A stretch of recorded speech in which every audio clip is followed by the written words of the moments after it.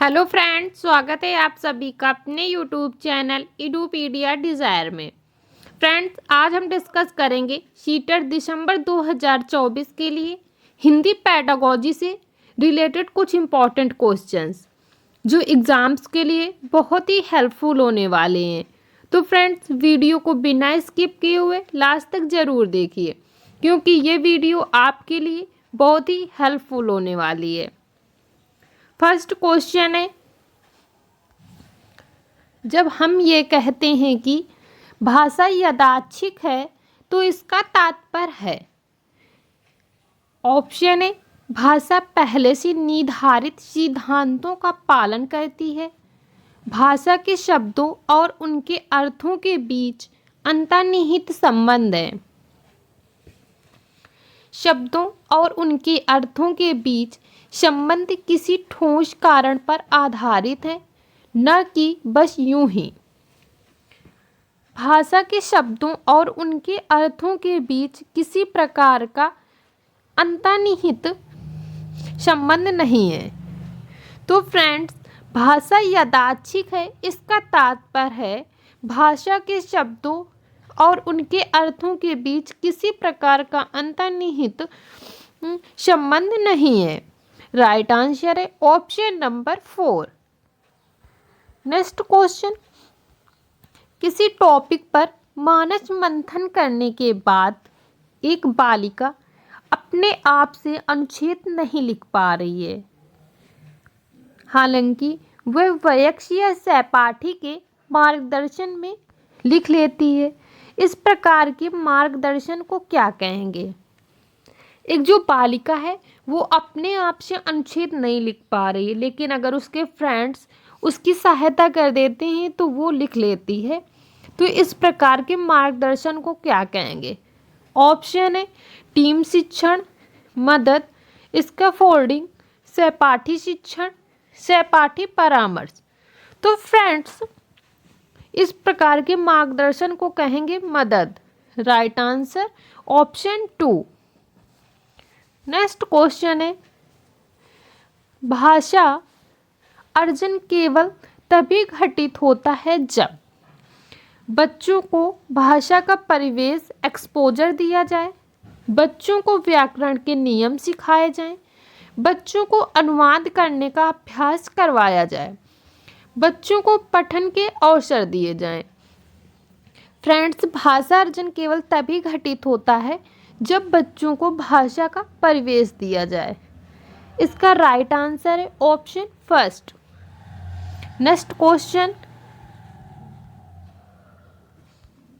निम्नलिखित में से कौन सा कथन पाठ्य पुस्तक के बारे में सही है? सही कथन बताना है। ऑप्शन, पाठ्य पुस्तक का स्थान कोई दूसरा नहीं ले सकता। फ्रेंड्स, ये तो गलत है। पाठ्य पुस्तक अध्यापक और विद्यार्थियों के लिए एकमात्र महत्वपूर्ण सामग्री है। ये भी गलत है। ये पाठ्यचर्या में उल्लेखित उद्देश्यों को प्राप्त करने में मदद करती है। ये राइट। नेक्स्ट ऑप्शन भी रीड कर लेते हैं, क्योंकि शायद वो भी सही हो। ये सत्र के लिए शैक्षिक गतिविधियों की योजना है।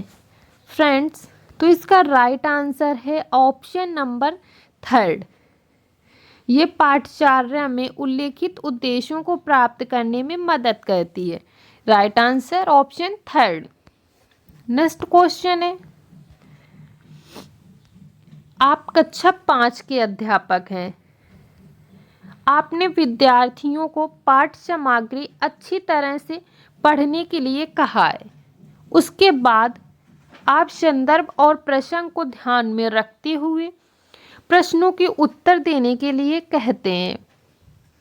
आप कक्षा 5 के अध्यापक हैं और आप अपने विद्यार्थियों को पाठ्य सामग्री जो है उसे अच्छी तरह से पढ़ने के लिए कहा है, और उसके संदर्भ और प्रसंग को आप ध्यान में रखते हुए प्रश्नों के उत्तर देने के लिए कहते हैं उनसे।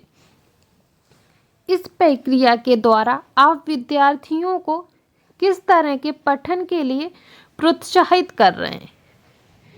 ऑप्शन है गहन पठन, विस्तृत पठन, बारीकी से पठन या सरसरी तौर पर पठन। तो फ्रेंड्स हम लोग प्रोत्साहित कर रहे हैं उसे गहन पठन के लिए। राइट आंसर है option number first. Next question है, किसी पाठ्य सामग्री से विशिष्ट सूचना निकालने के उद्देश्य से गहन पूर्वक या गहराई से उस पाठ सामग्री को पढ़ने का कौशल बोध है। ऑप्शन है मूल्यांकन परक, वैश्विक, स्थानीय एवं निष्कर्षात्मक। तो फ्रेंड्स इसका राइट आंसर है ऑप्शन नंबर थर्ड, स्थानीय। नेक्स्ट क्वेश्चन है,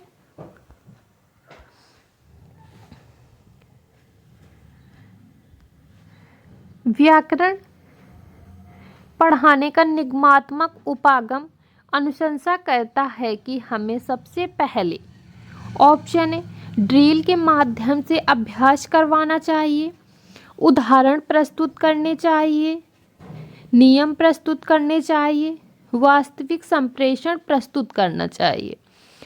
तो फ्रेंड्स जो निगमात्मक है वो निगमात्मक उपागम है वो कहता है कि पहले नियम प्रस्तुत करने चाहिए। तो इसका राइट आंसर है option number third. Next question है, तथ्यों से कहीं आगे जाकर अनुमान लगाने का तरीका है। तथ्यों से कहीं आगे जाकर अनुमान लगाने का तरीका है पाठ्य सामग्री का विस्तार, व्याख्या करना, विश्लेषण करना, निष्कर्ष निकालना। तो फ्रेंड्स राइट आंसर है ऑप्शन फर्स्ट, पाठ्य सामग्री का विस्तार तथ्यों से कहीं आगे जाकर अनुमान लगाने का तरीका है। नेक्स्ट क्वेश्चन है, कक्षा में मातृभाषा को स्थान न देना किस विधि की विशेषता है।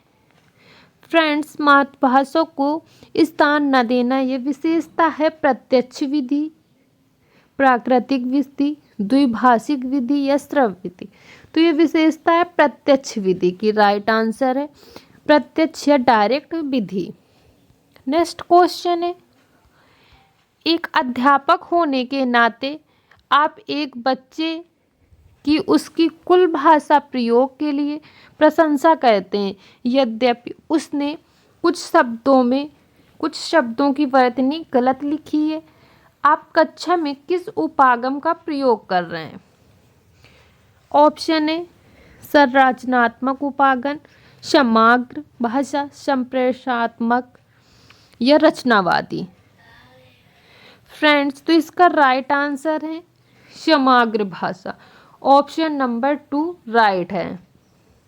नेक्स्ट क्वेश्चन है,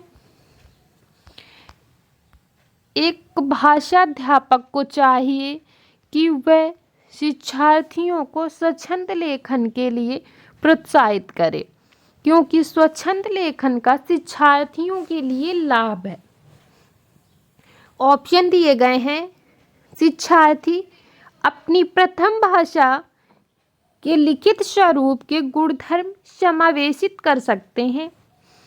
ये शिक्षार्थियों को प्रवाह के साथ और रचनात्मक तरीके से लिखने के लिए प्रोत्साहित करता है। शिक्षार्थी लिखने या न लिखने के लिए स्वतंत्र हैं। नेक्स्ट ऑप्शन है, शिक्षार्थी ये महसूस नहीं करते हैं कि उन्हें कुछ अधिक या एकदम सटीक लिखना है। तो फ्रेंड्स इसका राइट आंसर है ऑप्शन सेकंड वाला। ये शिक्षार्थी को प्रवाह के साथ और रचनात्मक तरीके से लिखने के लिए प्रोत्साहित करता है। सेकंड ऑप्शन राइट है। नेक्स्ट क्वेश्चन है, ये अधिगम का एक प्रकार है जिसमें बच्चों को उच्च स्तरीय मानसिक प्रक्रियाओं जैसे बुद्धि या तर्क करना आदि का प्रयोग करना है। ऑप्शन है संरचनाधिगम, मौखिक अधिगम, अवधारणाधिगम, गतात्मक कौशल अधिगम।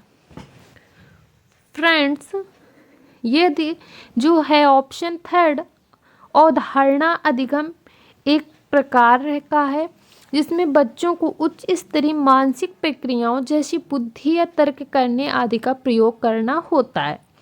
तो इसका राइट आंसर ऑप्शन थर्ड है। थर्ड ऑप्शन को लॉक किया जाता है। नेक्स्ट क्वेश्चन है,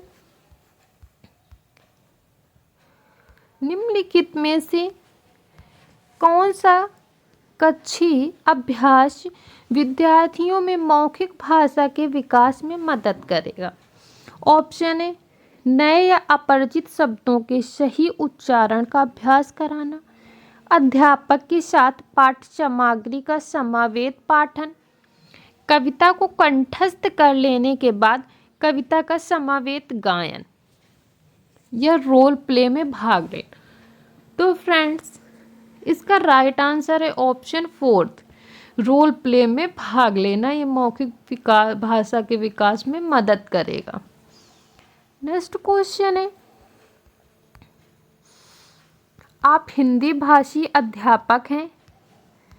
आप हिंदी भाषी अध्यापक हैं और आपकी नियुक्ति पंजाब के एक प्राथमिक विद्यालय में होती है।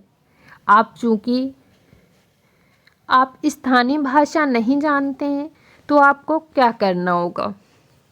आप हिंदी भाषा के अध्यापक हैं और आपकी जो नियुक्ति है वो पंजाब के एक प्राथमिक विद्यालय में हो जाती है, और आप मान लीजिए वहाँ की स्थानीय भाषा नहीं जानते हैं तो आपको क्या करना होगा?